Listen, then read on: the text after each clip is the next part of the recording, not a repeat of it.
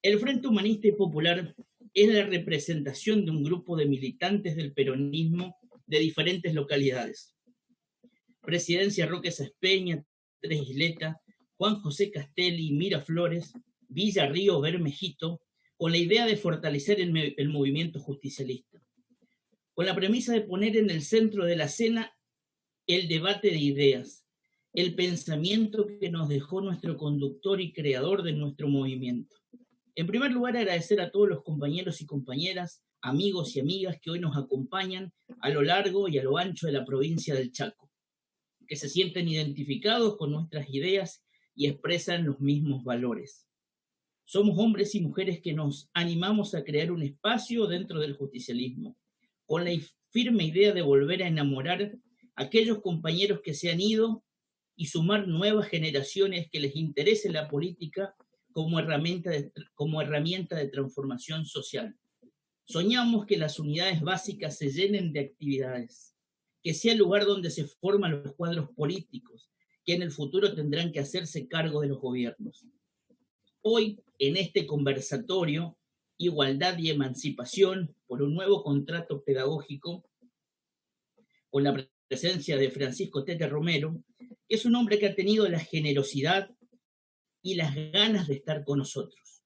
Es necesario aportar nuestra visión sobre la educación chaqueña y, por supuesto, dar el debate que necesitamos con todos los que integran la comunidad educativa. Es por ello que en esta reunión, a través de la plataforma Zoom, hemos invitado a sectores políticos, gremiales, estudiantes de educación superior, docentes de los diferentes niveles educativos de la provincia, autoridades educativas de nuestra región, para que esta iniciativa sea enriquecedora. Nuestro movimiento ha sido muy importante en la inclusión de la mujer en la vida política argentina, reconociendo sus derechos políticos y a través de la Ley 13.010, promulgada el 23 de septiembre de 1947, Ley de Voto Femenino en nuestro país. La mujer es de vital importancia para nuestro movimiento y es por eso que invitamos a la compañera Rocío Segovia, profesora en Historia de Villa Río Bermejito y parte constitutiva del Frente Humanista y Popular, incansable militante por los derechos de la mujer, es una de las mejores de las nuestras. Invitamos a dirigirse a los presentes, abriendo de esta manera el conversatorio que hoy nos convoca. Bienvenida, compañera. Buenas tardes para todos. Buenas tardes para los compañeros y compañeras de las diferentes localidades que hoy nos acompañan. Es un gusto poder compartir con todos y todas ustedes. Les damos la bienvenida desde este espacio, el espacio del Frente Humanístico Popular. Y bueno, nos damos cita una vez más a través de la virtualidad para compartir y para generar un espacio de diálogo que consideramos en este tiempo un espacio que es fundamental, ya que nos encontramos ante una situación en cual todos los sistemas, el sistema educativo, el sistema sanitario, el sistema económico se encuentran en crisis debido a esta pandemia que ha derribado economías mundiales y que ha puesto en jaque a los sistemas de salud más sofisticados. Nosotros creemos desde este frente y desde este espacio que hoy más que nunca es importante que acompañemos, que militemos, que generemos espacios de debate, que nos escuchemos, que contribuyamos al diálogo, al consenso y sobre todo que acompañemos las decisiones de nuestros líderes políticos, quienes nos han guiado durante todo este tiempo. Y en este marco, hoy y más que nunca, nosotros desde el Frente Humanístico y Popular abrazamos nuestra doctrina, la doctrina peronista, que es la que nos nuclea, la que nos converge, y queremos, en primer lugar, agradecer al señor Francisco Romero por la deferencia. Es un orgullo y un honor él. Siempre que hablamos, escuchamos o leemos las palabras de Francisco Romero, para todos los que pertenecemos al sector de la docencia, es un motor que nos impulsa siempre a transitar el camino de la educación con una mirada más profunda, más amplia, y que nos hace mejores educadores, mejores formadores. Así que muchísimas gracias a todos por participar, por darnos este espacio para que todos podamos escucharnos y sobre todo para que podamos escuchar al señor Romero. Les doy la bienvenida a todos en nombre del Frente Humanístico Popular. Muchas gracias, compañera. También está ahí esperando, guardando Oscar Giannicelli para ingresar al conversatorio, así que al hospedador le pedimos que lo vaya aceptando. De esta manera continuamos. A continuación, con el mismo énfasis, el compañero Juan Moriénega, de Juan José Castelli, miembro fundador del Frente Humanista y Popular, hará uso de la palabra. Bueno, buenas tardes, compañeros, compañeras, amigos, amigas. ¿Se escucha bien por las dudas? Porque tengo problemas por ahí con mi computadora, ¿sí? Bueno, desde el Frente Humanista y Popular agradecemos en primer lugar a Francisco Tete Romero por el tiempo de compartir entre nosotros. Desde nuestro rol como militantes de toda la vida del peronismo, nos atrevemos a realizar algunas consideraciones sobre la educación de nuestro país y nuestra provincia. En primer lugar, poniendo como ejemplo nuestra localidad de Juan José Castelli, hemos podido comprobar cómo ha crecido en ofertas educativas en el nivel superior no universitario. Se tiene un edificio propio del Instituto Gratuito del Pueblo, cantidades de neuro que se han repartido en quienes finalizaron sus estudios superiores, la calidad de las especializaciones docentes gratuitas que existen entre los periodos 2012 y 2016, llegaron a existir 8 profesorados, 3 tecnicaturas, miles de estudiantes que tenían el sueño de lograr realizar esas carreras para lograr un trabajo que les permitiera vivir dignamente, que es nada y nada menos que la esencia del Estado, de la presencia del Estado, que se preocupa porque tengan mejores condiciones para estudiar, desde los edilicios hasta las ofertas educativas. También es necesario, y lo vemos desde la perspectiva del sentido común, que las escuelas secundarias deben ofrecer algo más a los estudiantes, en términos de capacitación, deben formarlos con valores para que se desempeñen como buenos ciudadanos, pero al igual que las escuelas técnicas, deben formarlos para la inserción laboral, dependiendo del lugar que vive. Y vemos como una falencia la ausencia en políticas que deben direccionarse hacia aquellos estudiantes que no desean seguir estudiando, pero quieren emprender algún negocio. Por eso que creemos fundamentalmente que la escuela debe tener algunas materias transversales que lo preparen para esa... Disculpen un cachito.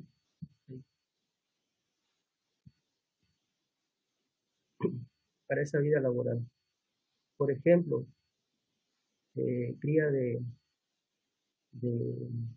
animales chicos, digamos, como pollos, lechones, chivitos, todo lo que tenga que ver con lo rural, la madera, que es lo que nos comprende a nosotros en esta zona. Contar con herramientas financieras que le permitan poder realizar ese emprendimiento, en caso de que no deseen seguir estudiando. Esto generaría oportunidades para este sector que hoy no está lo suficientemente contemplado. Hasta así, se quiere, se le daría un poco de más de igualdad. Creemos en el nuevo contrato pedagógico, debe estar presente desde donde somos. Nuestro potencial de nuestras localidades para proyectar hacia el futuro y explotar lo mejor de cada ciudad o pueblo. Pero haciendo hincapié que las escuelas secundarias brinden una herramienta para que el día que egresen puedan insertarse en el mercado de trabajo, aportando soluciones a sus localidades, y no que integren las largas colas de la educación, soñando ser parte de un trabajo estatal que nos llegue. El desafío de la educación es muy grande, solo hacemos un pequeño aporte de nuestro rol de militante y observamos que muchos jóvenes no tienen oportunidades para lograr concretar sus sueños, que se sienten frustrados por no tener un poder adquisitivo que les permita tomar riesgos. Por ello, estamos sumergidos en el trabajo político, organizándonos, escuchando sugerencias de todos los sectores para que este humilde espacio político cobije a los mejores hombres y mujeres para ser parte de las soluciones de nuestras realidades. Muchas gracias, Francisco Riquelme. Muchas gracias, compañero Juan Muriénega, de Juan José Castelli, destacando la importancia de la escuela secundaria, que pueda formar, que pueda brindar herramientas a esos estudiantes, para que luego en su vida laboral, porque no todos los estudiantes desean seguir una carrera de educación superior, que también puedan, a través de las diferentes, que los gobiernos, ¿no?, puedan brindar diferentes herramientas también financieras para poder emprender en diferentes cuestiones, como él lo describía, con cría de diferentes animales, que también sería muy interesante, ¿no?, que la escuela secundaria pueda formar un buen ciudadano también, pero que pueda brindar herramientas para una posible salida laboral para aquellos estudiantes que no tengan la posibilidad de seguir estudiando. El trabajo de la militancia es estar convencido, con sus convicciones intactas, y demostrar con trabajo organizado en qué puede ayudar a sus dirigentes. Desde el Frente Humanista y Popular, espacio interno del Partido Justicialista, nos estamos preparando para aportar y dar el debate. Y es por eso que tenemos a un joven militante, hoy convertido en dirigente. Su formación académica la realizó en el Instituto Don Orione, fue presidente del Centro de Estudiantes de dicha institución, fue asesor del Consejo Deliberante de Presidencia Roque Sespeña del Frente Chaco Merece Más 2015-2019, con casi 10 años de experiencia dedicada a la docencia, dicta las cátedras de Historia Política y Teoría de las Relaciones Internacionales en el Instituto Don Orione, formador de docentes, miembro fundador del Frente Humanista y Popular, hombres de principios y palabra. Es momento de escuchar al compañero Luis Miguel Roló. Buenas tardes para todos y para todas, queridos compañeros y queridas compañeras, queridos amigos, queridas amigas, hermanos y hermanas de militancia y de lucha. La verdad que nuevamente para mí es un enorme privilegio compartir esta jornada maravillosa junto a ustedes, donde vamos a dedicar un espacio para la reflexión, un espacio para el compromiso militante, un espacio para repensarnos con estas temáticas tan importantes desde la pedagogía de la emancipación, desde las ideas de la igualdad, desde las ideas de la libertad. Es fundamental para nosotros generar este tipo de espacios. Así que nuevamente les envío un inmenso saludo a todos los compañeros que veo que hoy se suman a este evento. Un gran abrazo efusivo a todos. Nombrarlos sería dejar alguno afuera y no es mi intención.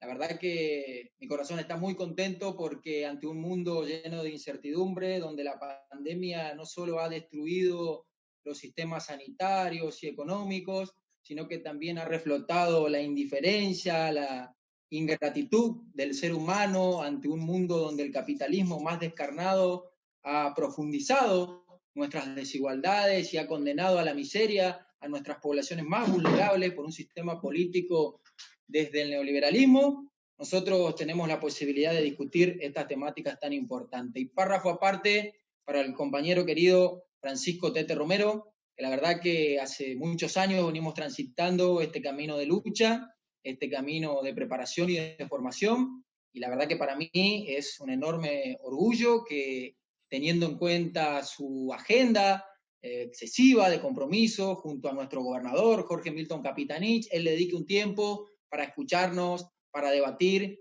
y para conocer de cerca las historias y las vivencias de muchos jóvenes y de muchos hombres y de muchas mujeres que día a día ponen la cara, el cuerpo, el corazón y el compromiso para defender todas y cada una de las medidas que toma nuestro gobernador, que nosotros creemos firmemente que no son medidas aisladas, que no son medidas que se toman desde el aire, sino que tienen una fuerte raigambre filosófica anclada en las ideas de justicia social, de soberanía política, de independencia económica y entroncadas en los grandes pensadores de la patria grande latinoamericana que tanto reivindica este extraordinario pensador que tenemos en el Chaco, que es el compañero Francisco Tete Romero.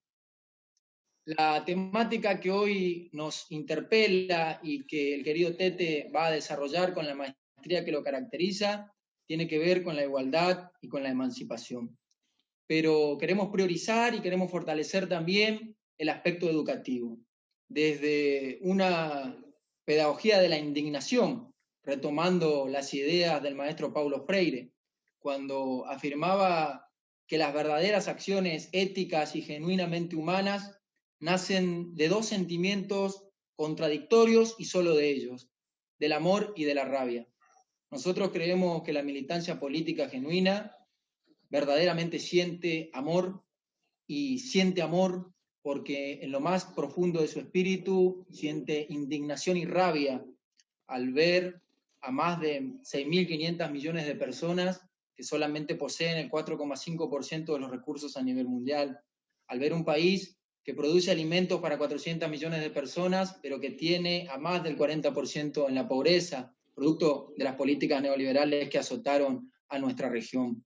Yo creo humildemente que uno de los principales desafíos que tiene la militancia del campo nacional y popular, y principalmente el espacio que hemos conformado con los compañeros, el Frente Humanista y Popular, es dar la defensa militante, cultural, simbólica, de construcción de sentido, de todas y cada una de las medidas que toma nuestro gobernador.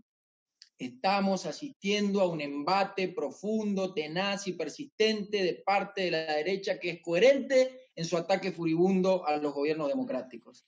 Por lo tanto, nuestra tarea no es solamente acompañar de manera testimonial, sino también poner el pecho, poner con mucha convicción, debatir desde la dirigencia política. Nosotros reivindicamos la política como herramienta transformadora de la realidad y queremos debatir con los dirigentes políticos de la oposición. Queremos discutir ideas, queremos proponer, queremos planificar.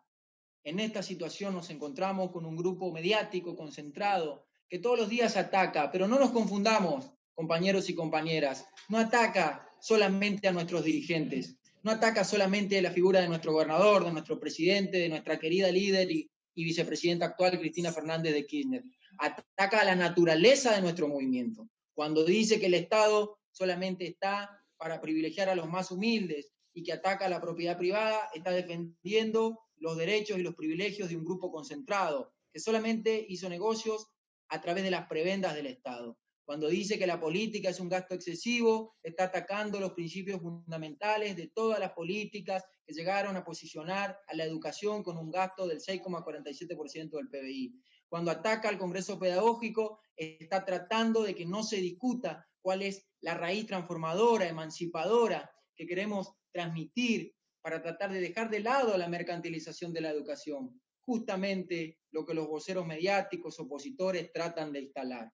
Resulta que ahora nuestro gobernador y nuestros principales hombres y mujeres, después de durante años enfrentarnos al neoliberalismo en sus etapas más salvajes, pretendemos con el Congreso Pedagógico, cual nostálgicos de los 90, cerrar carreras o retardar la educación, cuando justamente queremos hacer todo lo contrario.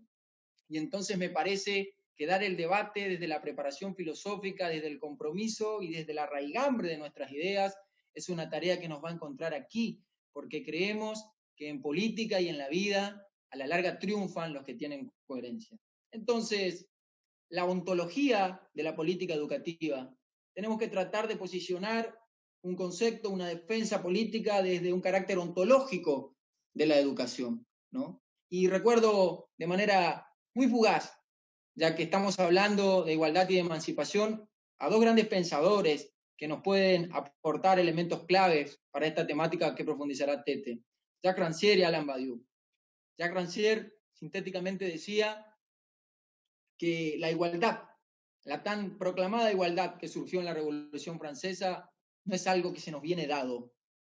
A pesar de que forma parte constitutiva de nuestra naturaleza humana, no debe ser visto solamente como un objetivo a alcanzar, como algo que solamente es una llegada, sino que debe entenderse como un proceso, como inicio, es un punto de partida, es un proceso de construcción permanente.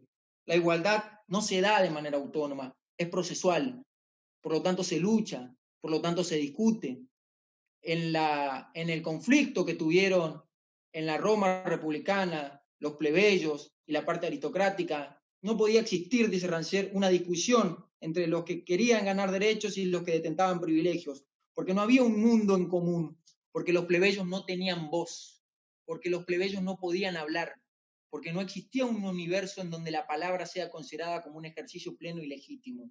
Los plebeyos tenían que ganar el derecho de construir un mundo, de hacer valer un mundo en donde la palabra de los excluidos, donde la palabra de los postergados, donde la palabra de los vulnerados pueda ser verdaderamente incluida en la agenda pública. Esa es la misión del justicialismo. Seguir representando a los que menos tienen. Seguir luchando con tenacidad porque las utopías se cumplan. Porque, como bien decía Eduardo Galeano, las utopías se nos presentan al final del camino.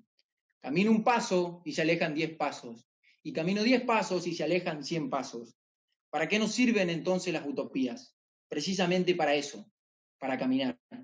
Queridos compañeros y compañeras, en esta fecha tan significativa del 9 de julio, recordemos la proclama tuitiva de la Junta de la Paz, cuando Mariano Moreno y Bernardo de Monteagudo decían, se terminó. Hemos guardado un silencio bastante parecido a la estupidez. Los pueblos de Latinoamérica gritan hoy a los cuatro vientos, a las políticas neoliberales que nos quieren hacer retroceder al atacar los fundamentos de igualdad de nuestro gobierno provincial de Jorge Milton Capitanich y nacional de Alberto Fernández. Hemos guardado un silencio bastante parecido a la estupidez. La juventud, las mujeres, los pueblos originarios, los educadores, los trabajadores informales, los miembros de la cooperativa, todos, todas y todes tenemos la oportunidad de elevar un grito al unísono que nos posicione como los depositarios de los grandes sueños de San Martín, de Bolívar, de Belgrano, del general Perón y de Eva Perón. Les deseo una excelente jornada. Vamos a escuchar con la capacidad y la gran oratoria que siempre tiene Tete Romero, y un gran abrazo para todos y todas. Muchas gracias, compañero Luis Miguel Rolón. Hablar de Francisco Tete Romero es hablar de lucha, como profesor y escritor comprometido de nuestros tiempos. Es remontarse a los cursos de oratoria en el año 2005, con el queridísimo Coco Barreda, que ya no está con nosotros. Es recordar el texto del doctor Epiménides Paralelipomenos en el aula magna de la Facultad de Agroindustria en Espeña, donde lo hemos escuchado por primera vez y muchos quedamos fascinados con su forma de expresarse.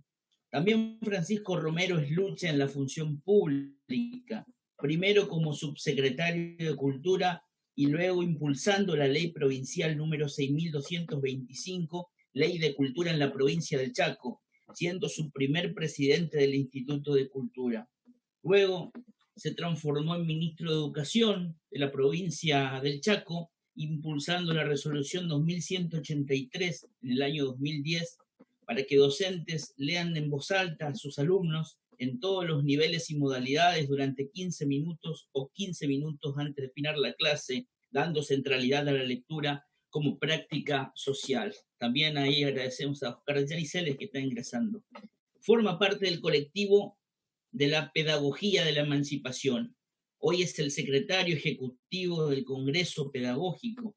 Sin más preámbulos, le damos la bienvenida al conversatorio Igualdad o Emancipación por un nuevo contrato pedagógico a Francisco Tete Romero. Lo escuchamos.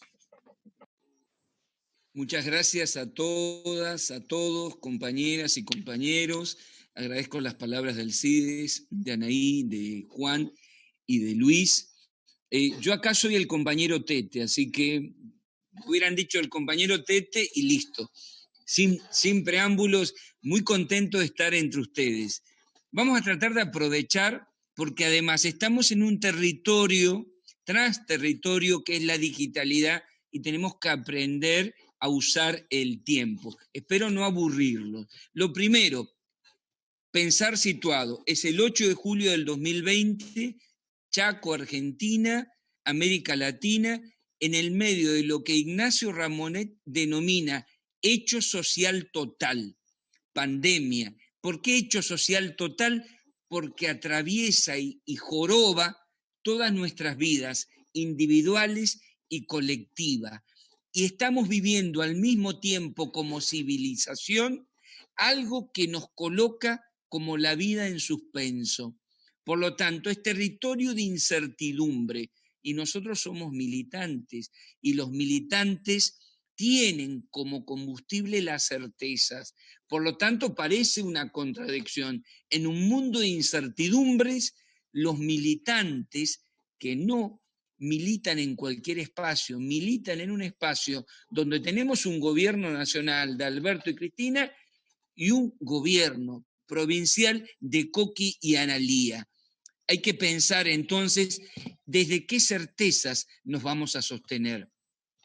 Yo siempre comienzo con una frase maravillosa de Norberto Galazo, pensador del campo nacional y popular, para hablar de la relación entre historia y política.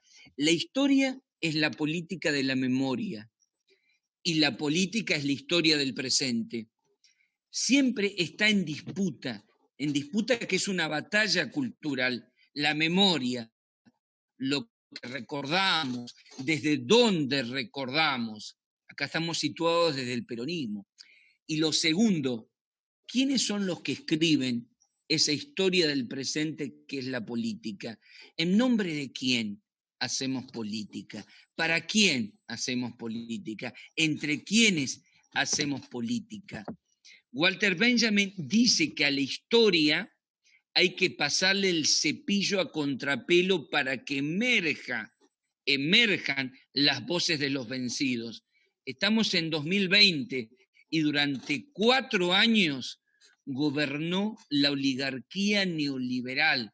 Por lo tanto, vaya si tenemos que escuchar las voces de los que no tienen oportunidad de estar acá, de los vencidos, de los que creíamos que íbamos a ser los vencidos de la historia, pero mientras en otros países todavía no se han recuperado de un triunfo neoliberal por la lucha de los y las imprescindibles, en el 2019 volvió lo que parecía que estaba endemonizado. Y volvimos contra viento y marea. ¿Por qué volvimos? Porque no lograron quebrarnos la voluntad de lucha. La memoria estaba en disputa. Eso, compañeros, es una certeza. No nos derrotó el neoliberalismo con fake news, con batalla jurídica, con todo el aparato, con las retroexcavadoras queriendo encontrar el tesoro de Alí Baba en la Patagonia. No pudieron. Y eso habla de que hay algo en el peronismo que es extraordinario. Muerto el perro, se acabó la rabia, dijo un general para decir, Perón en el exilio, desapareció el peronismo. La juventud peronista nació con carbón, pintando en las paredes, somos la rabia, ¿no? Y la resistencia peronista consiguió en 18 años, donde fíjense si habrá odio oligárquico, que el cadáver de Eva Perón estuvo desaparecido durante esos años, mancillado, vejado, porque era tanto miedo que le tenían a esa mujer, que fíjense, ahora si no podemos trazar una comparación extraordinaria entre Evita, la plebeya, y Cristina, ¿no? Son nuestras gloriosas compañeras. Bien, para centrarme en este texto, cuando Walter Benjamin dice a la historia hay que pasarle el cepillo a contrapelo para que emerjan las voces de los vencidos, dice, porque todo documento de cultura, de la cultura dominante, es un documento de barbarie, porque tiene que escribir una gran narrativa, un gran relato para naturalizar la desigualdad, para naturalizar el hambre y la pobreza. Y acá vamos a ponernos en la piel de la historia, porque estamos entre educadores y educadoras, y hay un hecho que ha colonizado la cabeza de nosotros, de nosotras y también de los que siguen. Estamos en las vísperas del 9 de julio de 1816. Y yo voy a recordar primero que en 1816, el 9 de julio, la mitad del país que éramos no participó porque habían secuestrado a los delegados de José Gervasio Artigas, que un año antes, el 29 de junio de 1815, en el Congreso de los Pueblos Libres, habían declarado la independencia. Mientras en Buenos Aires los delegados al Congreso de Tucumán eran elegidos entre la clase decente igual a propietario. No tenías propiedad privada, no eras decente. En los campamentos artiguistas, Corrientes pertenecía al proyecto artiguista, Santa Fe pertenecía al proyecto artiguista, parte de Córdoba, Entre Ríos, desde luego, y lo que eran las misiones jesuíticas, se elegían en asamblea en función de su capacidad oratoria y de su capacidad militante. Nosotros tenemos que recordar entonces que ese congreso no fue fácil y que había tres proyectos. El proyecto artiguista, que era un proyecto de país federal, es un proyecto vencido, un sueño irredento. Un segundo proyecto que era el del director Álvarez Thomas, que había ofrecido las provincias artiguistas al Lord Stranford, al embajador inglés en Río de Janeiro. Fíjense ustedes, había ofrecido las provincias. Todo esto está ya reconstruido, hay una carta y hay un tercer proyecto, que es el de Güemes, San Martín y Belgrano, la monarquía inca, porque ellos pensaban en 1815, derrotado en Waterloo Napoleón, el mundo monarquía, pero decían nosotros tenemos la necesidad de forjar un proyecto sudamericano, y en ese proyecto sudamericano nada mejor que recuperar lo que había sido la cultura del del proyecto incaico. Entonces, en ese marco se produce eso. Hay tres proyectos. Por lo tanto, no hay que pensar el 9 de julio como la declaración de la independencia. No fue fácil y había quienes no querían la independencia. San Martín, que estaba en Cuyo, forzó la declaración de la independencia e hizo poner de toda metrópoli extranjera, no solamente de España. Y además hizo redactar no solamente en castellano, sino en aymara y en quechua.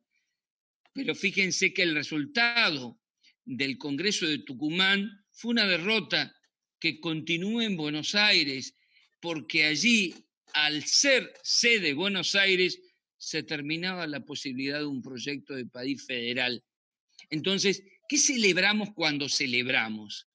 ¿Sí? Esto es lo primero. Pero vamos a otro 9 de julio, uno que no tenemos que olvidar nosotros. 9 de julio de 1947, Perón declarando la independencia económica, porque no basta la enunciación de independencia política, la independencia económica. ¿Y por qué lo podía hacer? Porque no teníamos deuda con ningún país. Perón nunca ingresó al Fondo Monetario Internacional. Es más, el primer acto que hace la revolución fusiladora, la revolución libertadora, es incorporar a la Argentina al Fondo Monetario Internacional.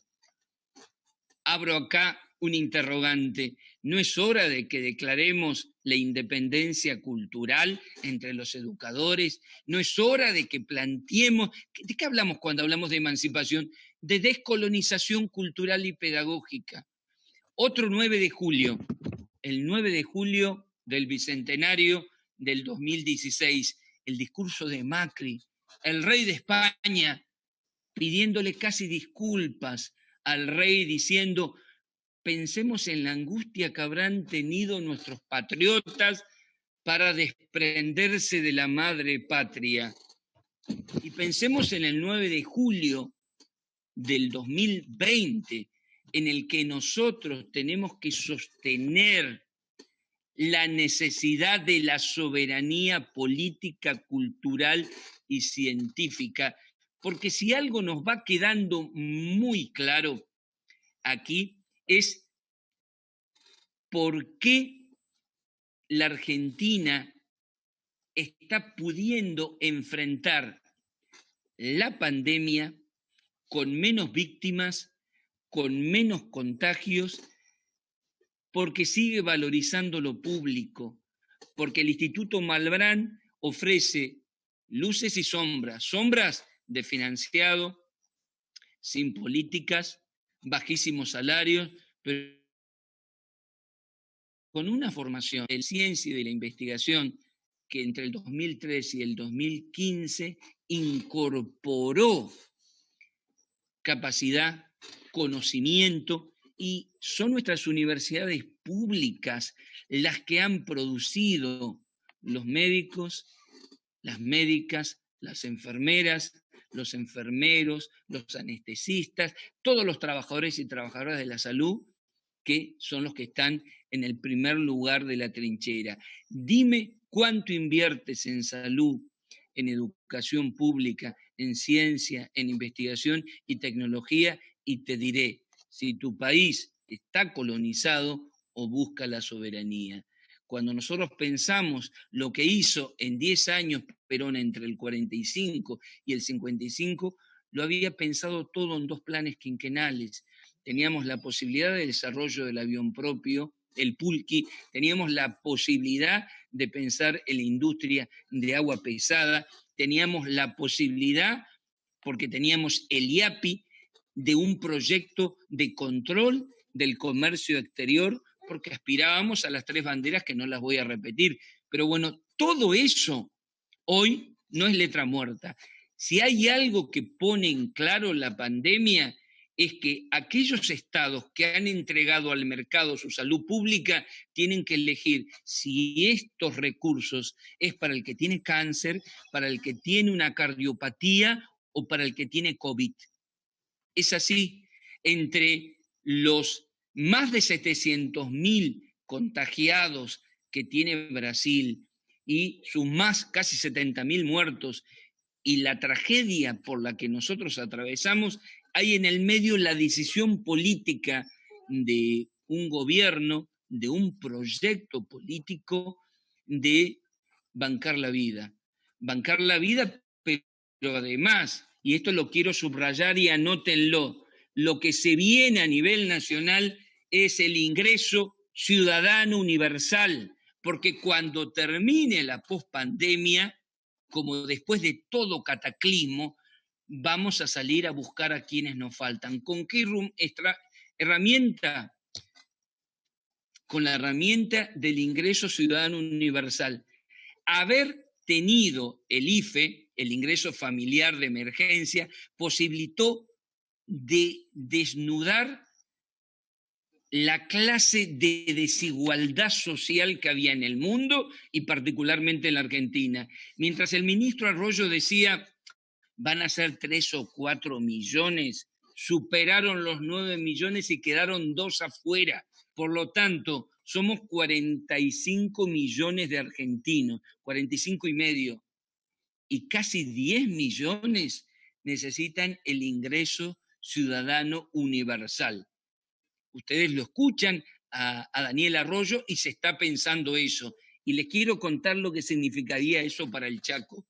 Significaría que casi 4 de cada 10 chaqueños y chaqueñas puedan tener el ingreso ciudadano universal, porque más del 48,9% de los chaqueños y las chaqueñas está en la economía informal. Casi el 50%. Nosotros dijimos que el peronismo era el 50-50, ¿sí? En cuanto a la redistribución social del ingreso. Bueno, hoy tenemos este panorama y con datos de abril, por lo tanto hoy podríamos decir que es más del 50%. Yo les quería contar eso, pero al mismo tiempo recordar otro hecho histórico para ir luego a la parte de educación, porque tiene que ver con las condiciones de la descolonización. ¿Se acuerdan el Bicentenario del 2010? ¿Se acuerdan la campaña poderosísima del multimedio diciendo no vayan al desfile, no salgan? Hubo 2 escenarios, más de 3,5 millones de personas en las calles, líderes latinoamericanos como Evo, como Lula, como Correa, como Chávez, como Néstor, como Cristina, paseándose sin custodios. Y el desfile recordando los grandes hechos donde el pueblo fue protagonista, las invasiones inglesas, el éxodo de Jujuy, la lucha de Güemes, la lucha de los pueblos originarios, Malvinas, madres y abuelas de Plaza de Mayo, los sindicatos, recordando una memoria, la memoria de los vencidos, diría Walter Benjamin. Macri, en cambio, como jefe de lo que en ese momento era la Intendencia de Buenos Aires, llamando al Teatro Colón. Y la frase célebre de Mirta Legrand fue fantástica, una fiesta prolija, maravillosa. La gente no se podía acercar, estaban las vallas. Y recordando no el éxodo jujeño, no a las madres y a las abuelas de Plaza de Mayo, no al pueblo, recordando la Argentina del centenario, la del 1910, la del estado de sitio, la de la profunda, escandalosa y obscena desigualdad. Entonces, estamos situados en 2 mundos distintos. De un lado, nuestra utopía es la igualdad. Para llegar a la igualdad hay que desearla. Para desearla, el otro es tu patria, el otro es tu compañera, tu ñeri, es uno de los tuyos, aunque no piense como vos, o por eso mismo. Del otro lado, el otro, la otra, te joroba, te hace pagar los impuestos, el otro es tu enemigo. ¿Y qué leía Macri antes de la campaña de Ayn Rand? El elogio del egoísmo, el egoísmo como la pasión más importante, por eso la propiedad privada. Hablar de la igualdad es hablar de la redistribución más justa de la riqueza, eso que el gordo, memorable, maravilloso John William Cook hizo acuñar para definir al peronismo. Es el hecho maldito del país burgués. Eso se llama justicia social. Eso no es caridad, eso es solidaridad. Eso no es darle lo que te sobra, eso es compartir lo que tenemos, ¿sí? Y en este mundo de la pandemia, la barbarie o la igualdad. La barbarie es volver a la normalidad. No hay que decir volver a la normalidad, porque la pandemia es el resultado de un modelo de explotación de los recursos naturales, de un patrón de acumulación, y es el resultado, para hacerlo muy gráfico, de que hemos depredado tanto la naturaleza que los animales silvestres, salvajes, que estaban en un determinado lugar, por el modelo de las granjas, grandes megas granjas, están en contacto con los animales domésticos. Y los animales silvestres o salvajes tienen virus que en contacto con otros animales producen algo desconocido para el hombre. Esto recién empezó, nos dicen los científicos, porque si esto no se detiene, la nueva normalidad va a ser más explotación. Construir una nueva realidad, un nuevo orden, supone decir, la vieja normalidad era la barbarie, era el suicidio planificado del planeta, de nuestra vida, de nuestro aire, de nuestra vida social, neoliberalismo. Plantear el horizonte de la igualdad supone además otro modelo de desarrollo, otra matriz cultural, otra matriz educativa y sobre todo una planificación de convivencia con el ambiente que tiene que ser muy diferente a todo lo que veníamos haciendo. Ustedes lo saben perfectamente, el Chaco está en peligro porque no podemos seguir deforestando. Nosotros necesitamos un ordenamiento territorial, necesitamos una conciencia ambiental. No hay militante sin estar permeado por la mirada feminista, por la mirada ambiental. Es decir, no podemos descolonizar sin despatriarcalizar y no podemos transformar la realidad desde el modelo de las economías extractivistas que siguen siendo expoliadoras de nuestros recursos naturales. Destruimos hábitat, salen los pueblos originarios, van a las villas miserias, se conforman los anillos 1, 2 y 3 del Gran Saespeña, del Gran Resistencia, del Gran Castelli, y de esa manera todo se va degradando. Esa es la consigna de barbarie o igualdad. Pero para desear la igualdad hay que producir una descolonización cultural. Y es acá donde nos paramos ahora, en la hora de la independencia cultural.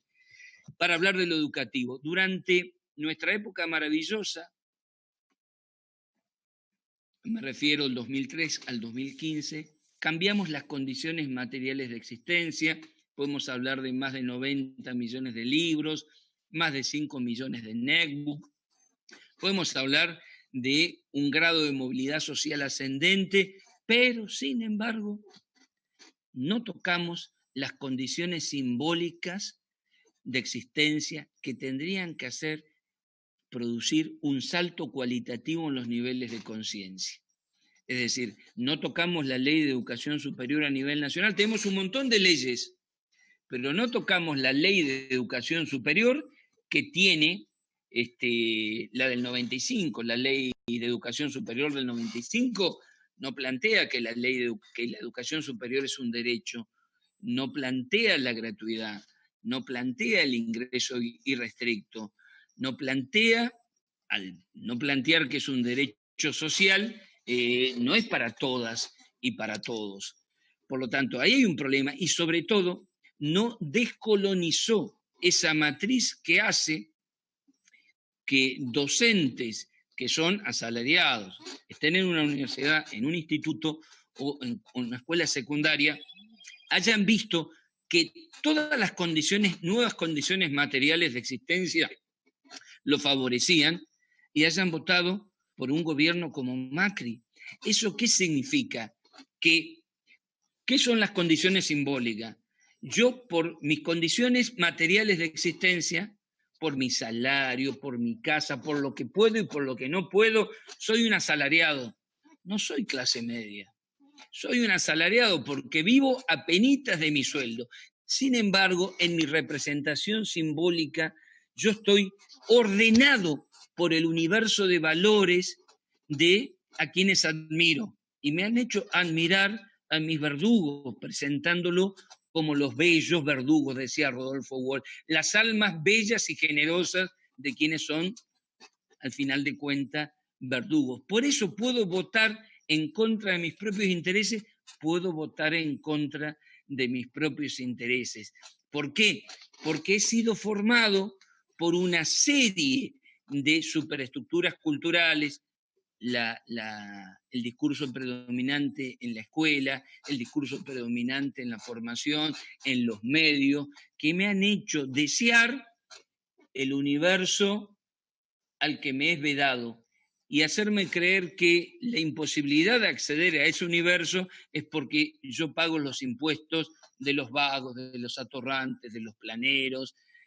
Es la contradicción que se había producido mientras se entregaban, ¿se acuerdan?, los derechos de las asignaciones universales por hijo, hacer creer que ahora tenía que enseñar a más gente por el mismo sueldo. Mientras yo recibía la NECBU como docente, no entendía que eso era un derecho.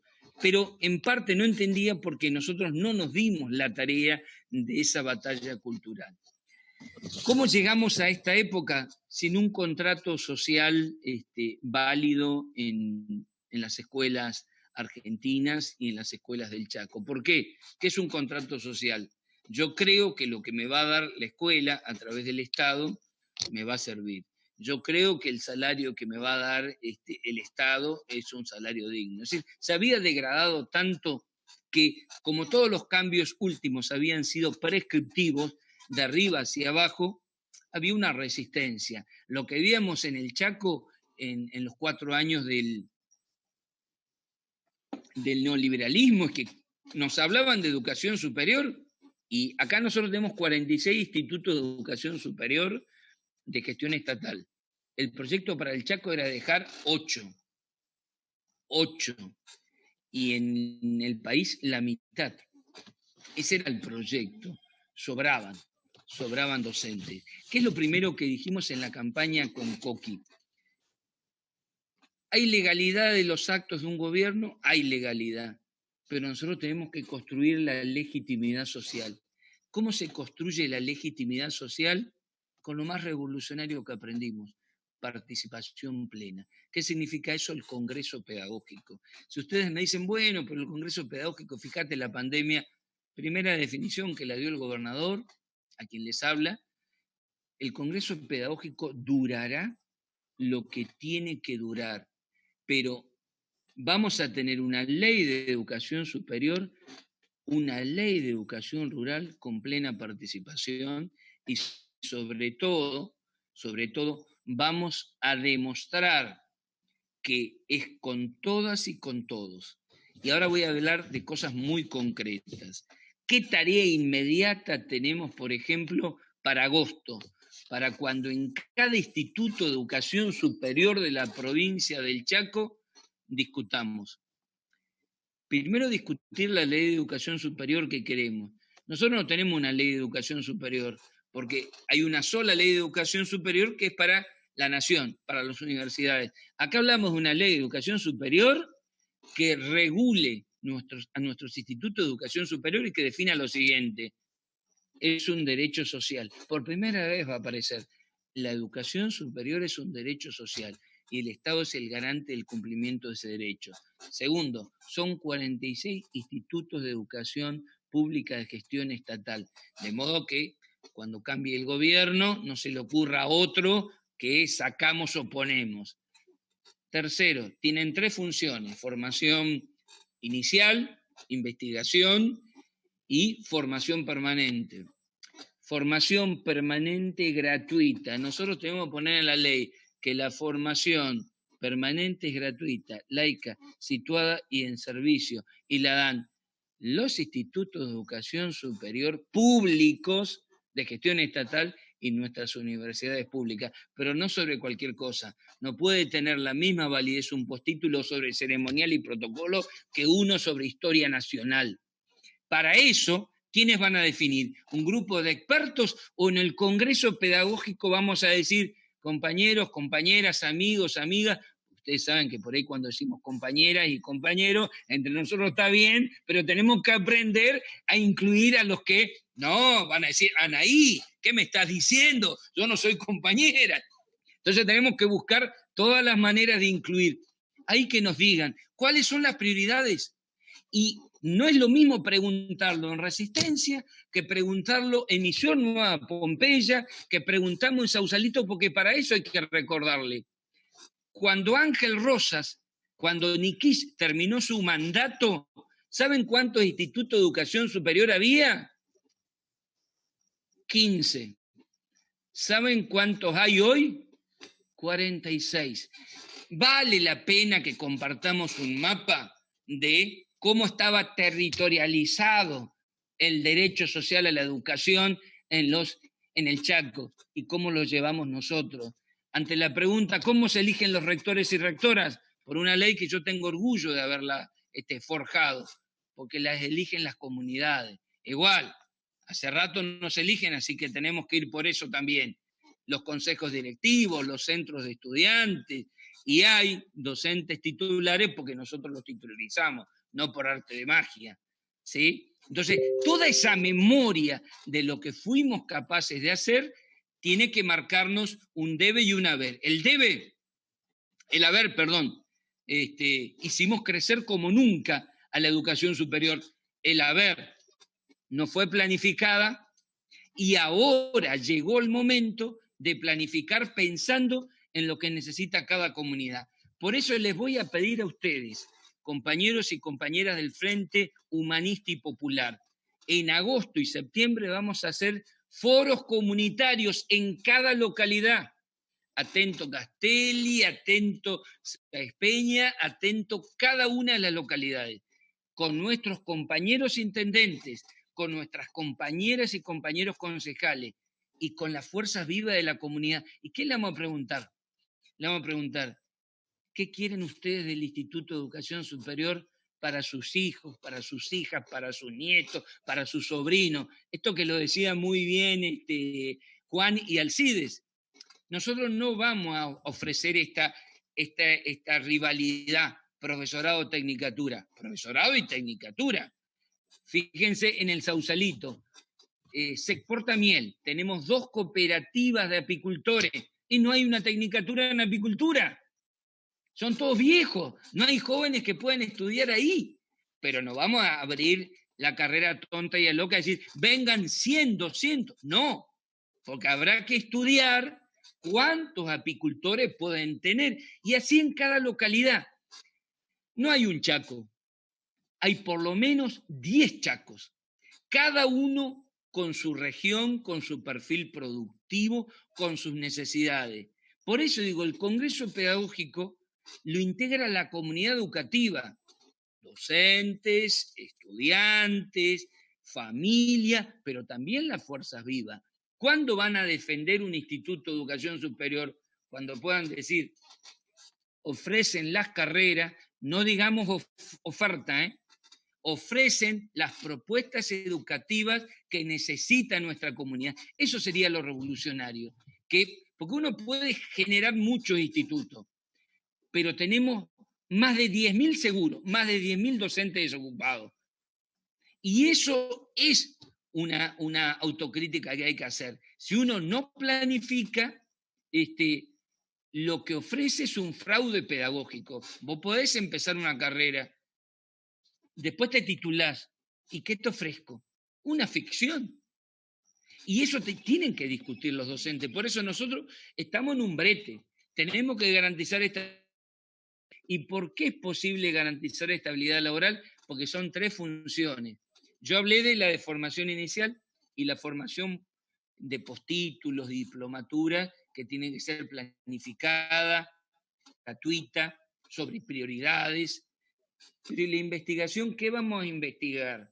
¿Vamos a investigar cosas abstractas o vamos a investigar las trayectorias escolares de los pibes de nivel inicial, de las pibas de la secundaria, de los pibes de la escuela técnica, para saber por qué en esta escuela que está a 5 cuadras de tu casa, los pibes no repiten y se sienten bien y esa escuela no la apedrean? ¿Y por qué en aquella escuela que está enfrente, sin embargo, no la sienten como propia y es una escuela expulsora? Nosotros tenemos que convertir a nuestras instituciones, cada instituto, cada profesorado, con cada realidad, con cada nivel, cada tecnicatura, con cada realidad laboral. Y esa es la investigación que necesitamos, investigación, acción, para conocer nuestra propia realidad. ¿Qué es la colonización cultural? Yo sé mucho sobre otros lugares. ¿Qué es un analfabeto cultural? Alguien que puede recitarte de memoria muchas cosas, pero está en su comunidad y no sabe cuál es el referente o la referente, cuántas organizaciones hay, cuál es la que para la olla popular, la que arma esto. Eso es el mapeo de un militante. Saber quiénes son, dónde están, qué hacen y qué mapa de alianzas puedo hacer. ¿Qué hace uno cuando llega a un territorio? Y construye mentalmente una red de alianzas para decir, acá estamos con la iglesia, estamos con este sector, con esta ONG, con este grupo militante, porque nadie desembarca como paracaidista. y si desembarca como paracaidista, y así le va, ¿no? Pero bueno, esa es un poco la idea. Esa es la ley de educación superior. Imagínense que la discutimos, empezamos a discutir este año, y el otro año, que un año electoral, podemos decirle, ¿vieron? Ustedes que decían que íbamos a cerrar institutos, ¿qué instituto cerramos? ¿Qué carrera cerramos? Y mirá lo que ofrecimos. Y mirá esta ley de educación superior. Eso va a ser una victoria. ¿Quiénes la van a construir? Las militancias. Imagínense lo otro que viene, la ley de educación rural. Nosotros tenemos hoy un problema enorme. Con la conectividad está quedando afuera entre el 35, no le voy a contar a ustedes que ya lo saben, 35 a 40% de los pibes y las pibas. Por eso algunos compañeros estamos pensando, y le pregunto, ¿se acuerdan de la escuela de verano? ¿Se acuerdan de la escuela de verano? ¿Se acuerdan cuando decíamos, somos el Estado que sale a buscar a quienes nos faltan?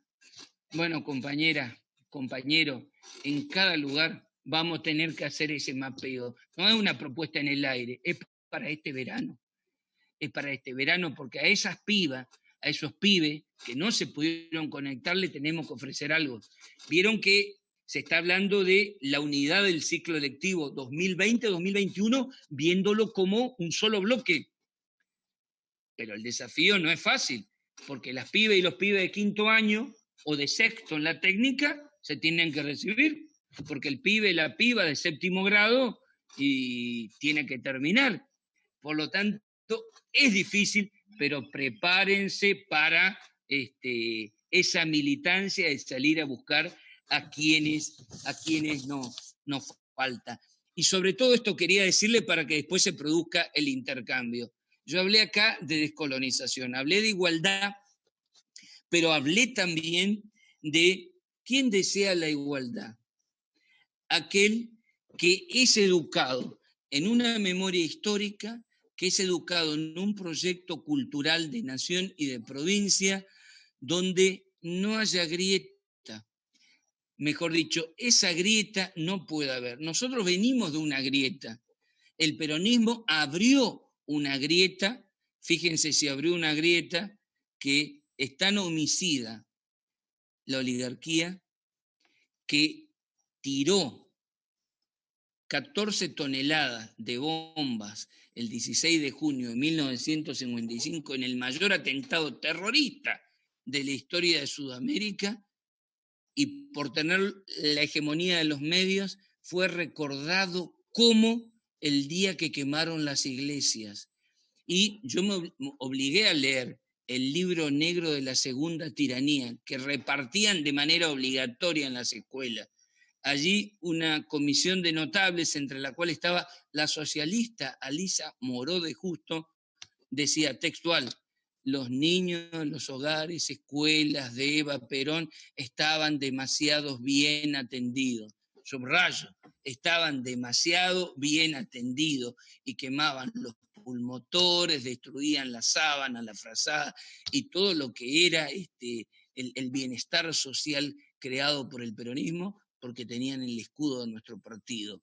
Nos proscribieron nuestras canciones, proscribieron nuestro nombre, nos proscribieron, intentaron matarnos de todas las maneras posibles. Por eso, hay algunos que tienen consigna. Nosotros tenemos sangre y memoria.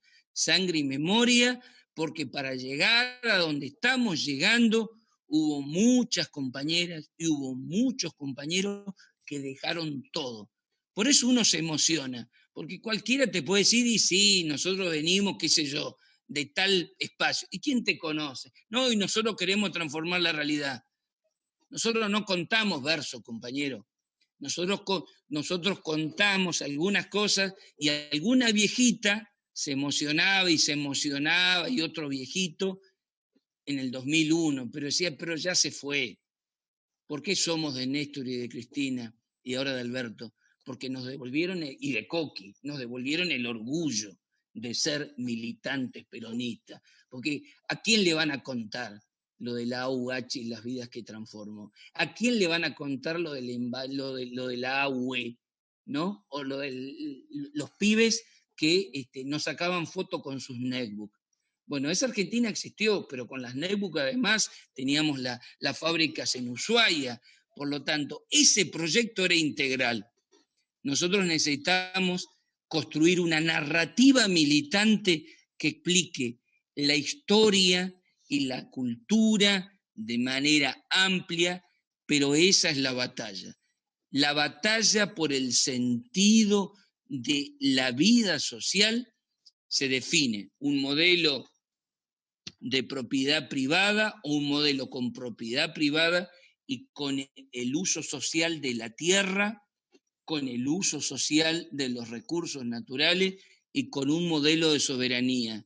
Si nosotros logramos plena participación en el Congreso Pedagógico y le demostramos que no somos un verso, somos un proyecto humanista. Por eso me encanta que ustedes se llamen humanista y popular, porque es la raíz de todo. Estamos en una crisis civilizatoria donde si sigue la vieja normalidad, no hay futuro para sus hijos, ustedes que son todos jóvenes, ni para sus nietos.